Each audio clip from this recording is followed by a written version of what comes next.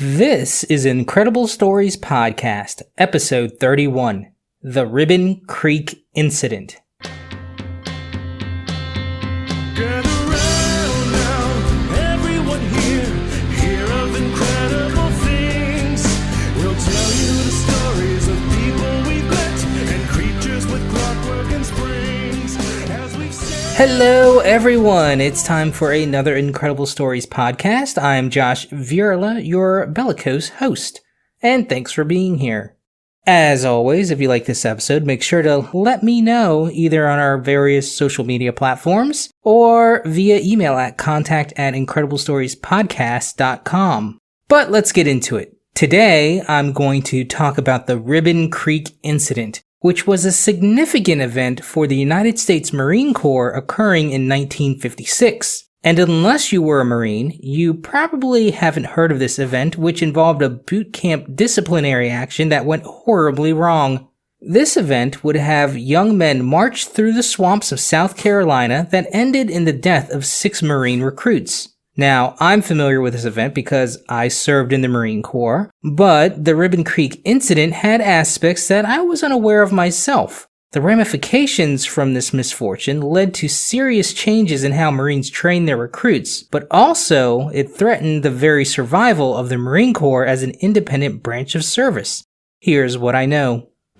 Founded in 1775 in a tavern no less, the Marine Corps has a long and rich history. It falls under the Department of the Navy, which has the Navy and the Marines. And while the Navy is responsible for maritime supremacy, the Marines are tasked as an amphibious assault force capable of annihilating enemies with their badassery. Probably best known for the island hopping campaigns during World War II, you most likely know the iconic flag-raising picture from Iwo Jima. But following the end of World War II in 1945, there was talk in DC about disbanding the Marines, especially because of all the atomic weapon progress that had been made. President Truman at the time thought conventional armies were kind of moot. In fact, Truman proposed for a Marine Corps disbandment in a 1948 Defense Recognition Bill. However, the Marine Corps survived this due to letter-writing campaigns and influential Marine veterans getting involved. But the cuts to the military and particularly the Navy kept coming anyways. Truman hated him some Marines. I mean, seriously, look up some of the quotes he had. Probably because he was an army man and was totes jealous. There's a long history of inter-service rivalry between the Army and Marines. Now, when Eisenhower became president in 1953, he also disliked the Marines, of course, being an Army general and all. And the Army didn't like the Marines kind of encroaching on some of what their mission was to do. Also add to that, the Korean War had ended in 1953, so the US was at peace, so large militaries were being seriously looked at. I'm getting a bit away from the story, but I tell you all this to set the tone that the Marine Corps was operating under during this time frame. Now let's go to where Marines train recruits, and that of course being Parris Island, South Carolina. They also train recruits in San Diego, but this story takes place in Parris Island, South Carolina. And I remember it well. Marine Corps Boot Camp. The yellow footprints, the salty sea air, sand fleas, and the dirty, dirty dirt.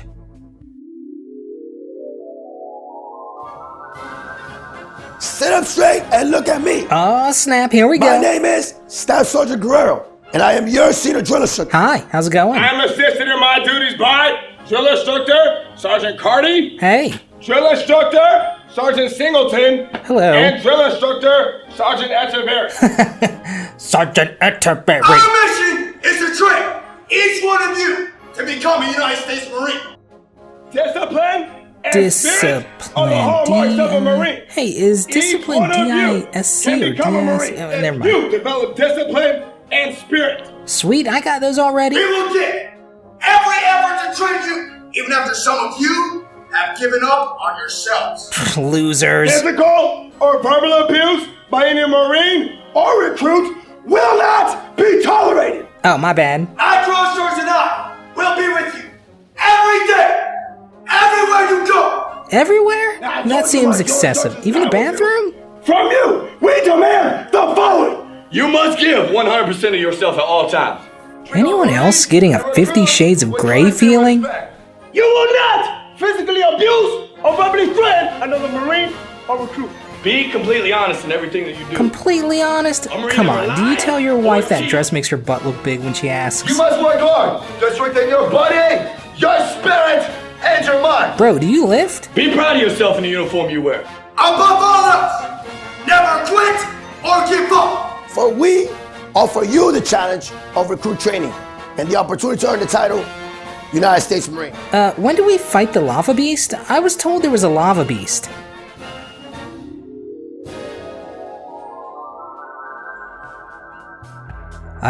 Good times, good times. But in 1956, drill instructors were pretty much all powerful, allowed to dish out lessons in the form of discipline with little to no oversight. Staff Sergeant Matthew McKeon was one such drill instructor, tasked to make capable killers out of soft lumps of civilian dough. He was a seasoned war veteran, having served in the Navy during World War II on the USS Essex, and then he became a civilian. But in 1948, after a brief time out, he said, "You know what? I like the military, I'm going back in. But this time I'm joining the roughest, toughest, rootinest, shootinest branch of the service." And of course that was the Marine Corps. And he went on to serve in the Korean War. Now after that, he became a drill instructor. McKeon went through a 5-week drill instructor course, after which he was assigned to Platoon 71, Able Company, 3rd Recruit Training Battalion. He was second in charge in his group of drill instructors, and on the day of the Ribbon Creek incident, April 8th, he was the DI on duty. And this day, April 8th, was a Sunday. And where do Marines go on Sunday? Well, in 1956, they went to church. And church for the Marines of this time was the rifle range. Here, they practiced their pew-pewing for an upcoming qualification shoot. But McKeon noticed some of the recruits were being nasty turd bags. And they were nasty turd bags because they were lounging in the grass outside when they were supposed to be cleaning their rifles. Well, this will not do in the Marines. So, he called for what is known as a field day. For those of you not privileged to know what a field day is, let me tell you. It's not that fun game day from elementary school. A field day is a deep, deep cleaning of the barracks. Josh, how deep is the cleaning? So deep it'll put your ass to sleep. Seriously, it'll wear you out. It's essentially a workout combined with extensive cleaning. While this was going on, McKeon was probably like, "F these mother I need a drink." So he, along with a junior drill instructor and the range instructor, had themselves a little drink. Not sure what they drank, but I'm sure it was strong. He then went on to pick up the much anticipated mail, which was for the recruits, then went to take a nap to sleep off some chronic leg pain he had, probably as a result from the wars he was in. But he woke up later for his next duty, which was to bring the recruits to chow, or dinner as most people would say. Now, I'm not certain what chow hall etiquette was in 1956, but this is how it worked when I was in. Your platoon gets in a long line, the first person in your platoon gets his food and sits down. Everyone else does so accordingly and sits down in their assigned section. You sat down with your legs together, with one hand on your lap and the other on your eating utensil, eyes forward and no talking. Once the first person who sat down was done eating, everyone was done eating. Clean up your trays and go outside. Aye, sir. Unfair, I know. You learn to eat fast here. Apparently, the recruits in McKeon's platoon did whatever they wanted. After explicitly being told no one goes up for seconds, some recruits went up for seconds. Well, as you can imagine, this would send a DI into a disciplinary rage. So McKeon said, "Okay, clearly you guys need a little straightening up," and took his platoon for a nice little march between 2000 and 2045, or 8 to 8:45 p.m. for civilians. Now, the 74 recruits in his command were only about 6 weeks into their Marine Corps training, but they were about to get a dose of some behavioral correction education, and they headed for Ribbon Creek. Now, a little about Parris Island. It's a small island on the coast of South Carolina, flanked by the Beaufort River and the Broad River. It is crisscrossed with creeks, and as you can imagine, a lot of water moves during the tides. You can see anywhere from 9 or so feet above the standard datum to under a foot below the datum. Basically, it's a marshy, muddy island that alligators enjoy. There is a saying in the area that during low tide, the land area doubles. So, marches were used in the Marine Corps occasionally, and in fact, McKeon had done one when he was a recruit. However, he had never been in Ribbon Creek before. But a creek's a creek, right? So he marched his platoon into the creek. They drudged through mud, muck, and water. They were in about waist-deep water, which concerned some of the recruits who were unable to swim. About a dozen of them, in fact, could not swim. Side note, you'd be surprised how many people can't swim during boot camp. And you'd think going into an amphibious branch of the military, they'd learn that beforehand, but they sure learn it while they're in. Anyways, the creek was experiencing what is known as an ebb tide, which is the time between a high and low tide when the water is flowing away from shore. Some of the recruits were still into goofing off and began splashing around, yelling "Gator!" Haha! I'm sure McKinnon said something like, "Fine, we'll just keep marching since you have so much energy." But more drill instructorly. They eventually started to head back to the barracks, but soon the platoon was stricken with alarm and confusion as several recruits fell into a depression known as a trout hole, which was well over their heads. Now remember, it's nighttime by this point. Sunset at Parris Island on April 8th is around 7:50 p.m. And you can imagine the panic as the recruits suddenly disappeared under the water one by one. There was flailing about desperately as the recruits tried to grab a hold of something to save themselves. Combine the strength of the outgoing tide and slippery mud, and you see it would be hard to keep your footing and your wits. So, in the chaos, McKeon told everyone to get out of the water. Recruits helped each other out of the water, and McKeon managed to pull out one of the drowning recruits himself. Well, with the night upon them and the general disarray of the platoon, 6 recruits ended up drowning in Ribbon Creek. As you can imagine, this created quite a media firestorm. Sobriety tests initially showed McKeon was under the influence. Reporters created a big issue around the horrible training methods of the Marine Corps and portrayed McKeon as a drunken monster. I mean, they really came at this guy. You know how the media does. Adding to the pile-on, the Commandant of the Marine Corps, General Randolph Pate, told the press that McKeon would be punished to the fullest extent of the law before trial even happened. So essentially he was saying he was guilty. Well, remember, the Marine Corps was under the microscope from government officials wanting to cut the military's budget, and especially the Marines' budget. This incident made the Marines look like loose cannons that were out of control. But the Commandant's visit and insistence on McKeon being punished calmed things down in DC, for a little bit anyways. But it almost gave a green light to the public to crucify McKeon. By Tuesday, all of the 6 bodies had been recovered, and the ages of the recruits were between 17 and 20. A big tragedy, of course. So, since McKeon was in the military and the deaths occurred on a military base while training, he would come up for a court-martial. And a court-martial is a judicial court system just for trying members of the military who have violated something in the Uniform Code of Military Justice, or UCMJ. McKeon was charged with manslaughter, oppression of troops, negligent homicide, and drinking on duty. His trial was set to begin on July 17, 1956. So, during the trial though, the medical examiner reversed the initial findings of his sobriety test, stating that it hadn't been properly given.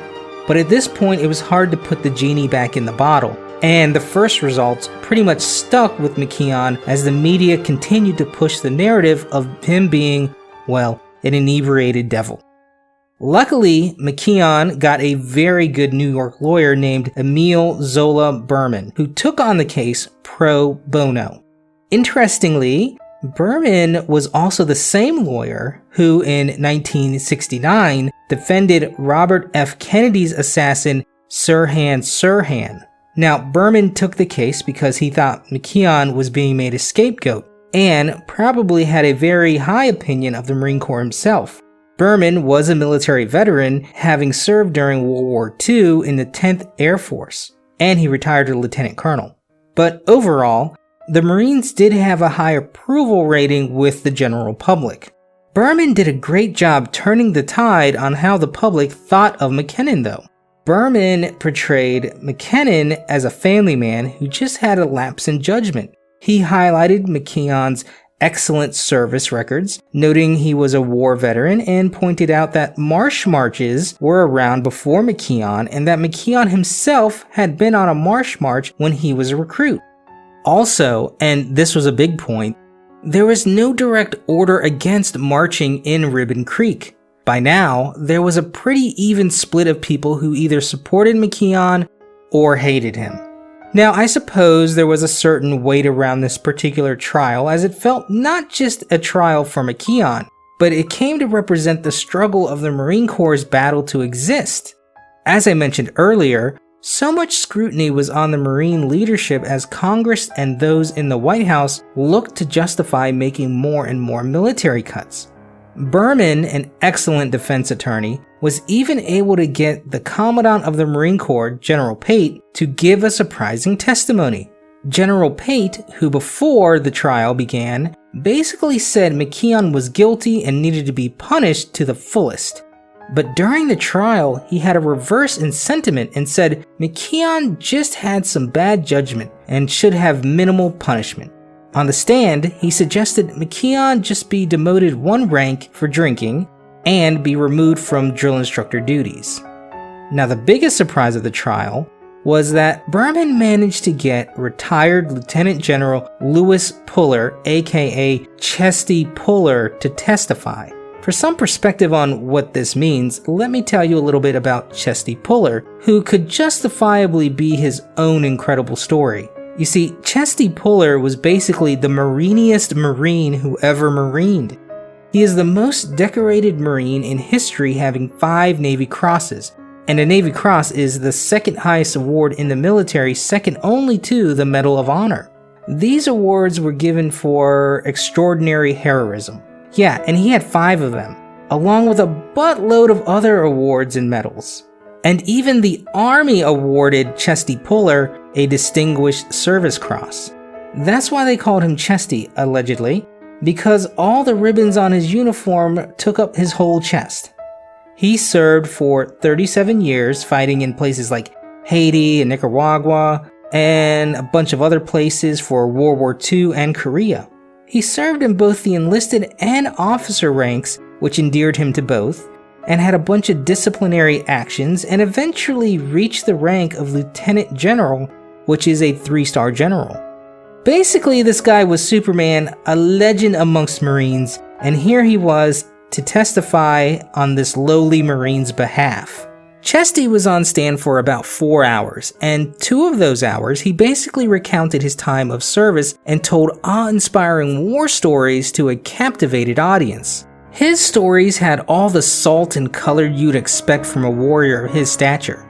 Well, after all that, Chesty said that the deaths of the 6 recruits was a deplorable accident, but that McKeon shouldn't be punished, and echoed General Pate's sentiment that he regrets that this man was ever tried under a court-martial.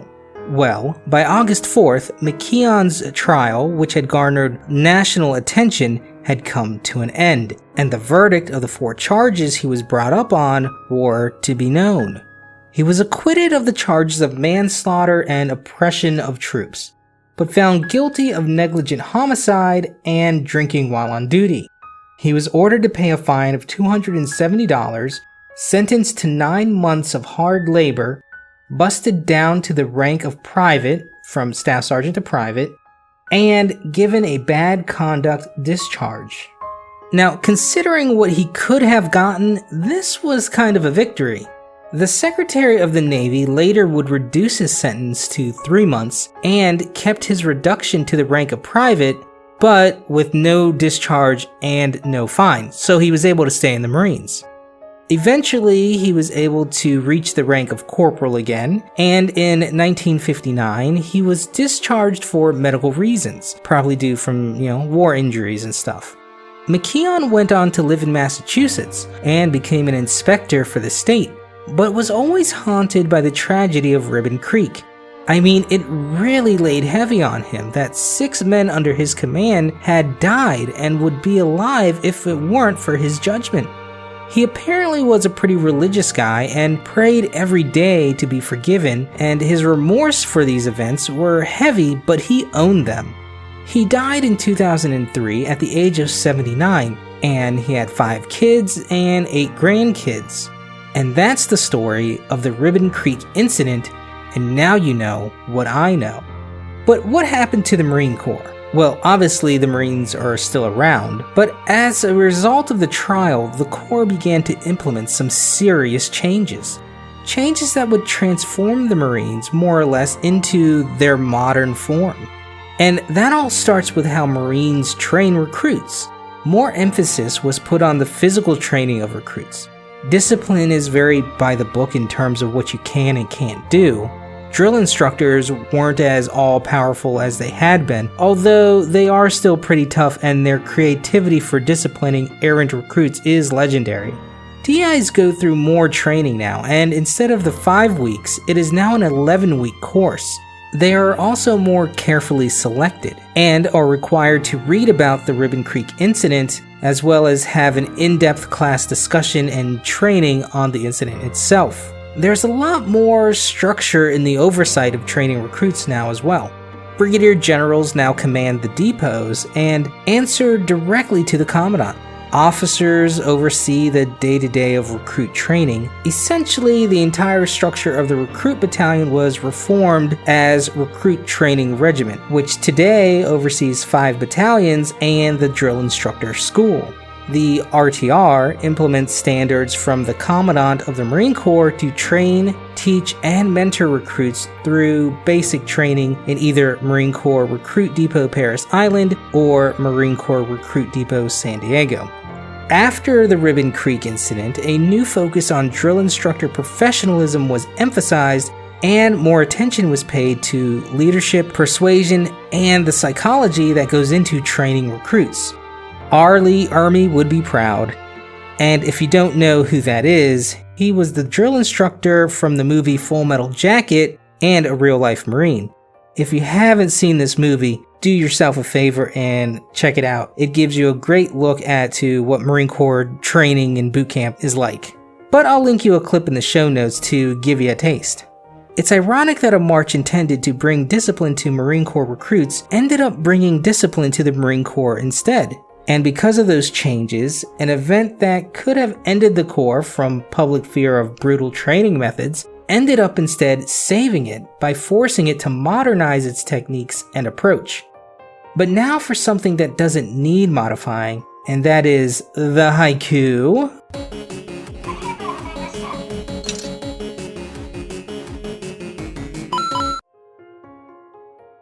The Marines trained hard. One time they didn't train smart. Now they train beast mode. And that's all the time this week, guys. Check out our main site for other stories on IncredibleStoriesPodcast.com. Send me an email, haiku, or show suggestion at contact@IncredibleStoriesPodcast.com. Follow us on Facebook and Twitter at IncredPod. Rate us on iTunes. Help us get seen by more people, please. And peep us out on YouTube and Stitcher. For Incredible Stories Podcast, I'm Josh, and remember, the journey of 1,000 tales begins with the first word. Gather round now, everyone here, hear of incredible things. We'll tell you the stories of people we've met and creatures with clockwork and springs. As we've sailed through the tunnels of time, spreading our message in songs. We've seen many wonders and heard many tales of future and times now forgotten.